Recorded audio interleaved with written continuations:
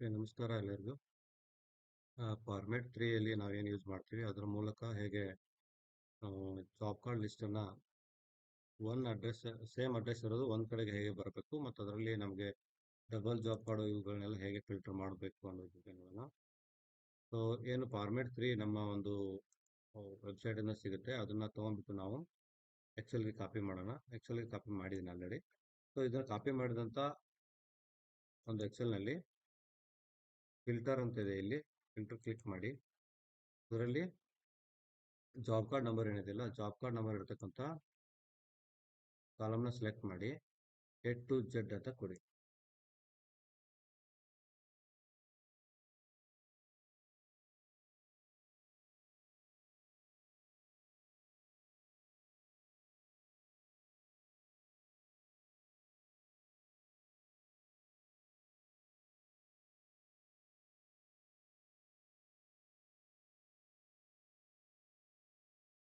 So data ಜಾಸ್ತಿ ಇರೋದ್ರಿಂದ ಸಮಯ ಜಾಸ್ತಿ ತಗೊಳುತ್ತೆ, ಸ್ವಲ್ಪ ಫಿಲ್ಟರ್ ಆಗೋದಕ್ಕೆ.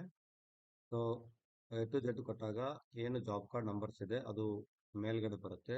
ಆ ಒಂದು ಜಾಬ್ ಕಾರ್ಡ್ ಇರ್ತಕ್ಕಂಥ ಕುಟುಂಬದ ಸದಸ್ಯರ ಹೆಸರು ಏನಿದೆ ಅಥವಾ ಅವ್ರದ್ದೇ ಡಬಲ್ ಬೇರೆ ಬೇರೆ ಕೆಲಸ ಮಾಡಿದರೆ ಅದು ಕೆಳಗೆ ಹೋಗುತ್ತೆ. ಜಾಬ್ ಕಾರ್ಡ್ ನಂಬರ್ ಇರ್ತಕ್ಕಂಥ ಒಂದು ನಂಬರ್ಸ್ ಮಾತ್ರ ಒಂದು ಕಡೆಗೆ ಬರ್ತದೆ, ಇನ್ನುಳಿದಿದ್ದು ಒಂದು ಕಡೆ ಬರುತ್ತೆ. ಸೊ ಲಾಸ್ಟಲ್ಲಿ ಅದು ಕುಟುಂಬದ ಇನ್ನುಳಿದ ಸದಸ್ಯರ ಹೆಸರು ಅಥವಾ ಅವ್ರದ್ದೇ ಡಬಲ್ ಕೆಲಸ, ಬೇರೆ ಬೇರೆ ಕೆಲಸಕ್ಕೆ ಅಥವಾ ಬೇರೆ ಬೇರೆ ನಿಮ್ಮದೇ ಕೆಲಸ ಮಾಡಿದರೆ ಪ್ರತ್ಯೇಕತೆ ಆಗಿರುತ್ತೆ. ಸೊ ಲಾಸ್ಟಿಗೆ ಬಂದಂಥ ಒಂದು ಡಾಟಾ ಏನಿದೆ ಅದನ್ನು ನಾವು ಡಿಲೀಟ್ ಮಾಡ್ಕೋಬೇಕಾಗುತ್ತೆ. ಡಿಲೀಟ್ ಮಾಡ್ಕೊಂಡ್ಬಿಟ್ಟು ನಮಗೆ ಬೇಕಾಗಿರುವಂಥದ್ದು ಮುಖ್ಯವಾಗಿ ಏನು ಅದರಲ್ಲಿ ಅಂತಂದರೆ ಜಾಬ್ ಕಾರ್ಡ್ ಲಿಸ್ಟು, ಅಂದರೆ ಕುಟುಂಬದ ಹೆಡ್ ಏನಿದ್ದಾರೆ ಅವ್ರದ್ದು ಲಿಸ್ಟ್ ಬೇಕಾಗುತ್ತೆ. ಆ ಲಿಸ್ಟ್ ಪ್ರಕಾರ ನಾವು ಆ ಮನೆಗಳಿಗೆ ಭೇಟಿ ಮಾಡ್ತೀವಿ.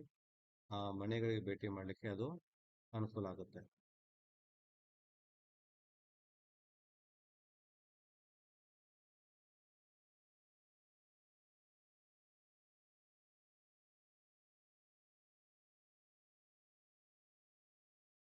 ಸೊ ಇಲ್ಲಿ ಈಗ ಬಂದಿದೆ 4583 ಫಸ್ಟ್ ಬಂದ್ಬಿಟ್ಟಿದೆ. ಓಕೆ, ಸೊ ನೀವು ಇಲ್ಲಿ ನೋಡಿದ್ರೆ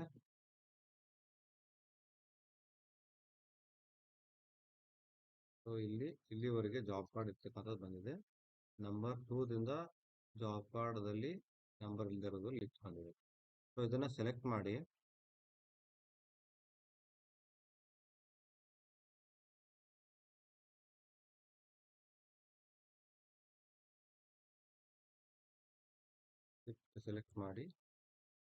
ಡೆಲೀಟ್ ಮಾಡಿ.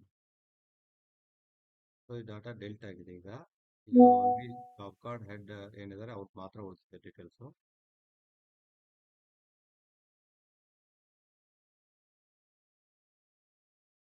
ಸೊ ಇದರಲ್ಲಿ ನಮಗೆ ಮುಖ್ಯವಾಗಿ ಇಲ್ಲಿ ಏನು ಜಾಬ್ ಕಾರ್ಡ್ ನಂಬರ್ ಬಂದಿದೆ ಇದನ್ನು ಯಾವುದೇ ಕಾರಣಕ್ಕೂ ಡೆಲಿಟ್ ಮಾಡಬೇಡಿ, ಯಾಕೆಂದರೆ ಅದು ಅವಶ್ಯಕತೆ ಇದೆ.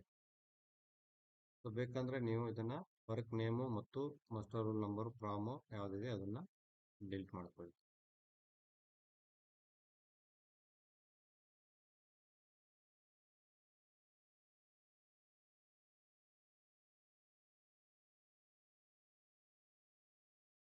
ಸೊ ಇಲ್ಲಿ ನಮಗೆ ಬೇಕಾಗಿರೋದು ಏನಂತಂದರೆ ಈ ಜಾಬ್ ಕಾರ್ಡಲ್ಲಿ ಇರ್ತಕ್ಕಂಥ ವ್ಯಕ್ತಿಗಳು ಏನಿದೆ ಡಬಲ್ ಜಾಬ್ ಕಾರ್ಡ್ ಯಾರ್ದಾರು ಇದೆಯಾ ಅಂತ ನಾವು ಕನ್ಫರ್ಮ್ ಆಗುತ್ತೆ. ಅದಕ್ಕೋಸ್ಕರ ನಾವೇನು ಮಾಡ್ತೀವಿ, ಇನ್ನೊಂದು ಕಾಪಿ ಮಾಡೋದು.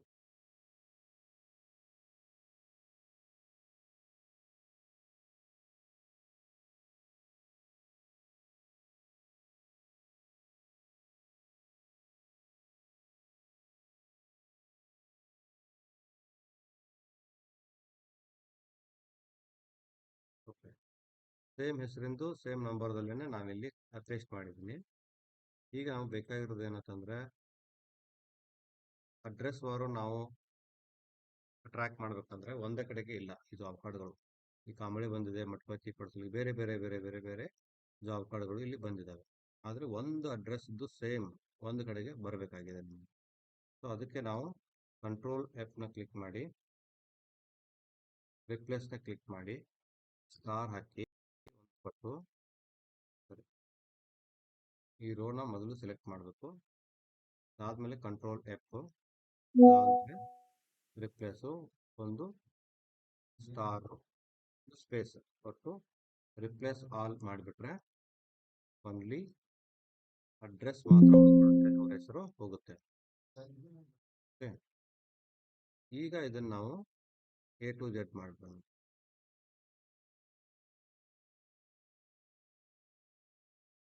ಸೊ ಒಂದ್ ಕಡೆಗೆ ಏನ್ ಸೇಮ್ ಅಡ್ರೆಸ್ ಇದಾರೆ ಅವ್ರು ಒಂದ್ ಕಡೆಗೆ ಬಂದ್ಬಿಟ್ಟಿದ್ದಾರೆ. ಅಂದ್ರೆ ಇಲ್ಲಿ ಅಡ್ರೆಸ್ ಮೇಲೆ ನಾವು ಮಾಡಿದ್ವಿ, ಬಟ್ ಇಲ್ಲಿ ಹೆಸರು ವೈಸ್ ಅವ್ರ ಕುಟುಂಬ ವೈಸು ಇಲ್ಲಿ ಬಂದಿದೆ. ಅಂದ್ರೆ ಒಂದೇ ಹೆಸರಿನ ಒಂದೇ ಅಡ್ರೆಸ್ನ ಕುಟುಂಬಗಳು ಎಲ್ಲೆಲ್ಲಿದ್ದಾವೆ ಅವೆಲ್ಲವೂ ಕೂಡ ಒಂದ್ ಕಡೆಗೆ ಬರ್ತಾರೆ.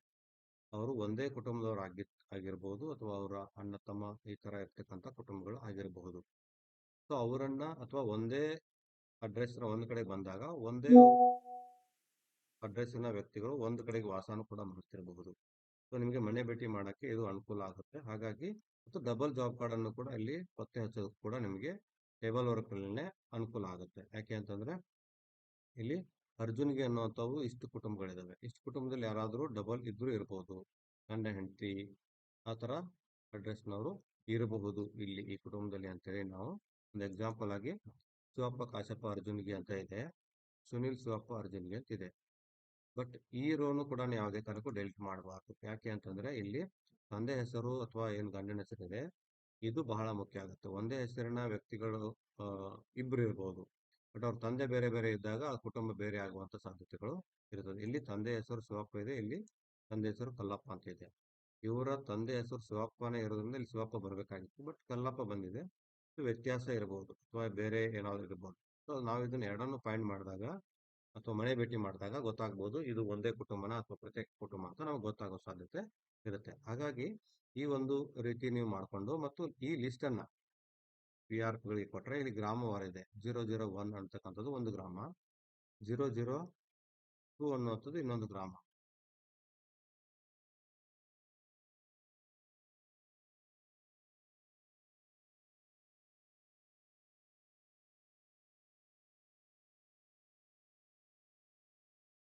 .002 ಇನ್ನೊಂದು ಗ್ರಾಮ ಬಂದಿದೆ. 003 ಅನ್ನುವಂಥದ್ದು ಇನ್ನೊಂದು ಗ್ರಾಮ. ಓಕೆ, ಆ ಥರ ನೀವು ಒಂದು ಜಾಬ್ ಕಾರ್ಡನ್ನು ನಿಮ್ಮದು ಗ್ರಾಮವಾರು ಮಾಡಿಕೊಂಡು ಕೊಡ್ಬೋದು. ಈ ನಂಬರ್ನ ಯಾವುದೇ ಕಾರಣಕ್ಕೂ ಡೆಲಿಟ್ ಮಾಡಬಾರ್ದು. ಯಾಕೆ ಅಂತಂದ್ರೆ ಅಥವಾ ಸೀರಿಯಲ್ ನಂಬರ್ನ ಚೇಂಜ್ ಮಾಡಬಾರ್ದು. ಇದನ್ನು ಯಾಕೆ ಚೇಂಜ್ ಮಾಡಬಾರ್ದು ಅಂತಂದ್ರೆ ನಮ್ಮ ನಮೂನೆ 3ರಲ್ಲಿ ಫಾರ್ಮೆಟ್ 3ಯಲ್ಲಿ ಏನು ಸೀರಿಯಲ್ ನಂಬರ್ ಇರುತ್ತೆ ಈ ಸೀರಿಯಲ್ ನಂಬರ್ಗೆ ಈ ಜಾಬ್ ಕಾರ್ಡ್ದು ಪೂರ ಡೀಟೇಲ್ಸ್ ಇರುತ್ತೆ. ಈ ಜಾಬ್ ಕಾರ್ಡ್ ಎಷ್ಟು ಜನ ಇದ್ದಾರೆ, ಎಷ್ಟು ಜನ ಕೆಲಸ ಮಾಡಿದ್ದಾರೆ, ಯಾವ ವರ್ಕ್ ಕೆಲಸ ಮಾಡಿದ್ದಾರೆ ಅನ್ನುವಂಥದ್ದು ನಮ್ಮ ನಮೂನೆ 3ರಲ್ಲಿ ಇರ್ತದೆ. ನಾವಿಲ್ಲಿ ಆ ಕುಟುಂಬಕ್ಕೆ ಹೋಗೋದಕ್ಕೆ ನಮಗೆ ಅನುಕೂಲ ಆಗಲಿ ಅನ್ನೋ ಕಾರಣಕ್ಕಾಗಿ ಅದನ್ನ ಶಾರ್ಟ್ ಮಾಡಿದೀವಿ. ಮತ್ತು ಮನೆ ಭೇಟಿ ಹೋಗೋದಕ್ಕೆ ಅನುಕೂಲ ಆಗಲಿ ಅಂತ ಹೇಳಿ ಒಂದು ಏರಿಯಾದಲ್ಲಿ ಹೋಗೋಕೆ ನಮ್ಗೆ ಅನುಕೂಲ ಆಗಲಿ ಅಂತ ಹೇಳಿ ಇದನ್ನ ಮಾಡಿದೀವಿ. ಸೊ ಇದನ್ನ ಇಟ್ಕೊಂಡು ನೀವು ಮನೆ ಭೇಟಿ ಮಾಡಿದ್ರೆ ಅನುಕೂಲ ಆಗುತ್ತೆ. So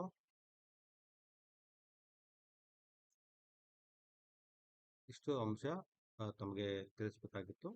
thank you.